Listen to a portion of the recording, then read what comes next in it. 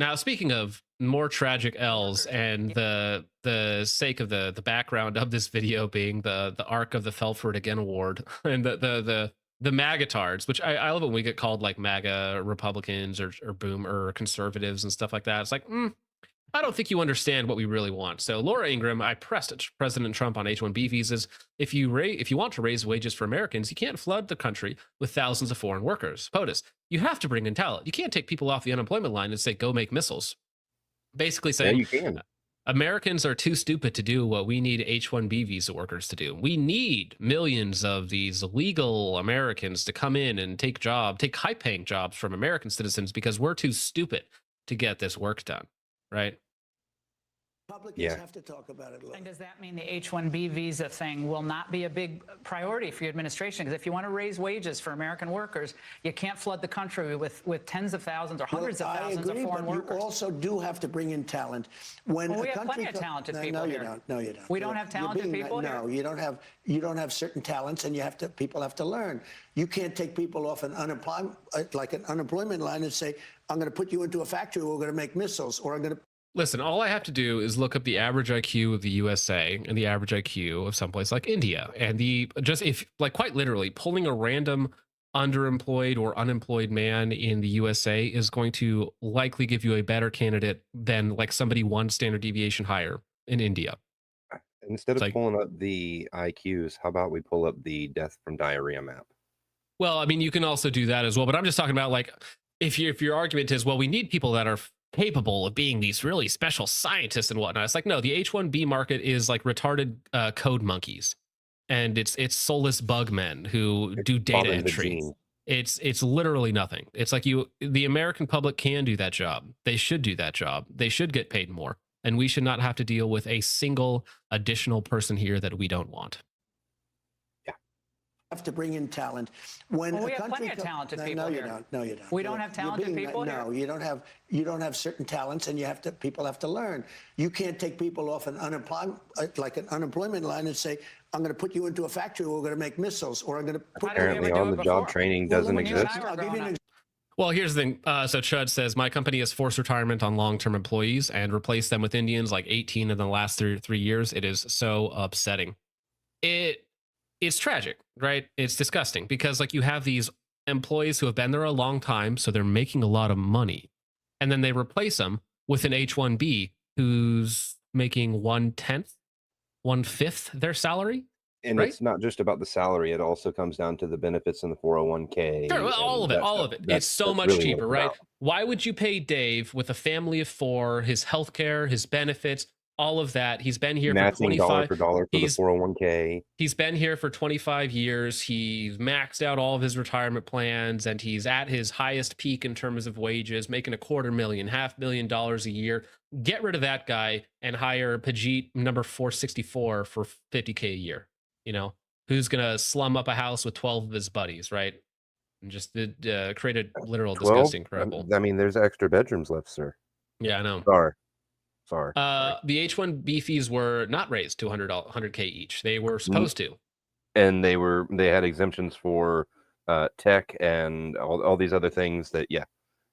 They did the save the puppies bill is what they did. I'm going to put you into a factory. We're going to make missiles, or I'm going to put. How did we ever do it before? Well, I'll give you an example. In Georgia, they raided because they wanted illegal immigrants out. They had people from South Korea that made batteries all their lives. You know, making batteries are very complicated. It's not an easy thing and very dangerous. A lot of explosions, a lot of problems.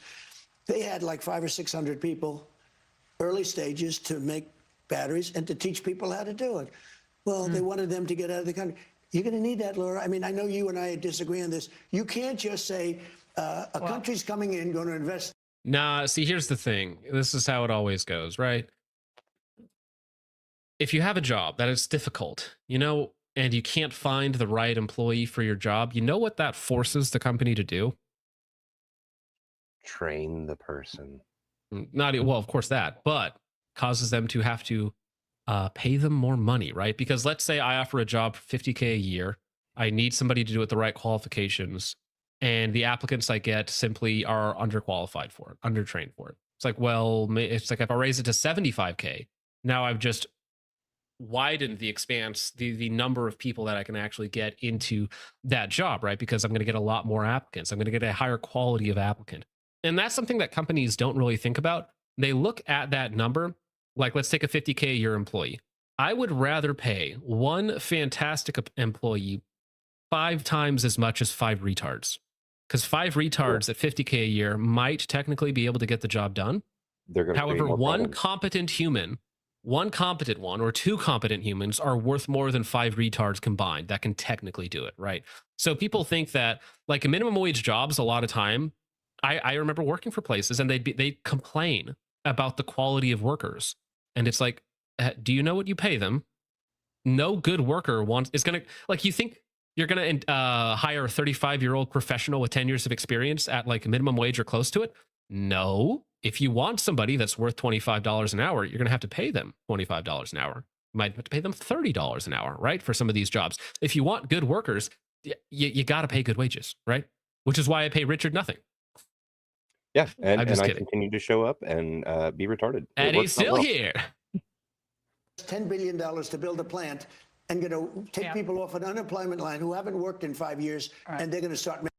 But maybe if we offered them more money, they would be more enticed to work, right? Or here's what it would do, right? So really what it would do is it would alleviate the bottom end, right? Because if you have a higher wage, people who want to work for that wage are going to leave their current positions to that job, right? Which creates a gap, which means that the guys below that can then move into that gap, so on and so forth, right? So it kind of raises the whole stack in that way. Anytime you have a work vacuum, you need to raise the wages in that area to entice people into it. Those people have to leave the lower industries, and that lifts up people who don't even have access to that, right? One thing that he could do that doesn't necessarily involve raising the wages, but still results in the employees getting more money, is allow federal tax breaks for certain industries. No federal income tax in certain industries.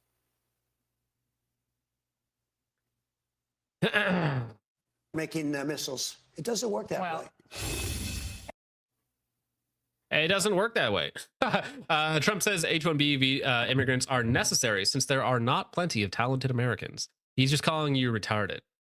With a cute little Tita saying, Felford again award. Many, many such cases. We have plenty of talented people here. No, you don't. No, you don't. You have to have certain people. So you don't have certain talents, and you have to. People have to learn. It's like, yeah, you should be paying Americans to learn. You should always, always be paying Americans. Now, not only is the immigration thing a way to destroy the country from within, basically, right? Because it messes with culture, it messes with your genetics, it ruins your demographics, all that sort of fun stuff. But then it also just takes money away from Americans, right? It's like, if a company is having a hard time filling a job, it's like, well, figure out a way to do that, right? Lift people up within your own organization, hire from within, don't import H-1B visas, pay people more money, which is what, again, these companies just absolutely do not want to do. So it's both a spit in the face of the MAGA base, but it's also, of course, it's better for global homo, right? The more of these people are in here. Correct. Better for demoralization. It's not just taking money away from Americans that could be doing those jobs. It's also taking money directly out of the American economy, because a large portion of these people send the money directly back to their home country, to their family members. Oh, yeah. I mean, remittances should be taxed at 100%. There should be no way that you come to America, you take an American's job, and then you take that money away from the American economy and send it back to your family in Mexico or Nicaragua or Kyrgyzstan. I don't know. It should be taxed at 100%. Just say, nope, no thanks. Sorry, bro. Well, the problem with that is then the government would be incentivized to import more, because they're going to make more money off of it. Who's going to make more money? The government. No. You don't understand. By taxing at 100%, I mean quite literally none of the money makes it through. Do you understand what I'm saying? So the Mexicans would not, if none of the money went through, Richard, they would not keep sending their money. I thought you said, right? I thought you meant like, I am literally saying you should tax remittances at 100%.